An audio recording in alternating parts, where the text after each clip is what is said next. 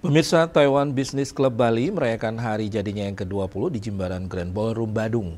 Memasuki usia 20 tahun ini, Taiwan Business Club Bali berharap Bali tetap aman dan kondusif.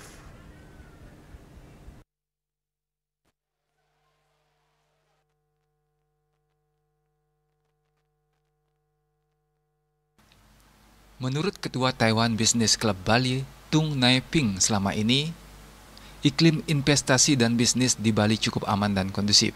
Diharapkan kondisi seperti ini terus terjaga sehingga warga keturunan Taiwan yang memulai atau telah memiliki bisnis maupun usaha di Bali bisa terus eksis dan meningkatkan kolaborasi dengan masyarakat setempat.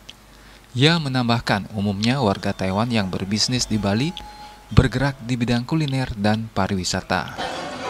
巴厘岛台商大部分在旅游方面，然后我们呼吁大家一起携手合作，为巴厘岛台商跟巴厘岛有更多的交流。Ya, jadi untuk usaha dari para pebisnis Taiwan yang ada di Bali, umumnya mayoritas adalah di bidang pariwisata, dan juga kami sangat berterima kasih dan terus-terusan untuk meminta kepada para pengusaha di Taiwan yang ada di Bali untuk selalu bekerja sama dengan penduduk yang ada di Bali.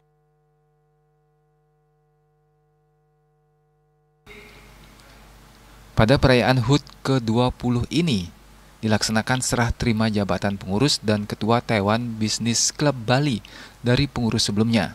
Momentum HUT ke-20 ini juga dihadiri Kepala Kantor Perwakilan Taiwan di Jakarta, Teto Jakarta, Bruce Room, dan Teto Surabaya. Acara diakhiri dengan hiburan dan jamuan santap malam untuk menjalin keakraban dan menjaga silaturahmi. Agus Sudiatmiko, Bali TV.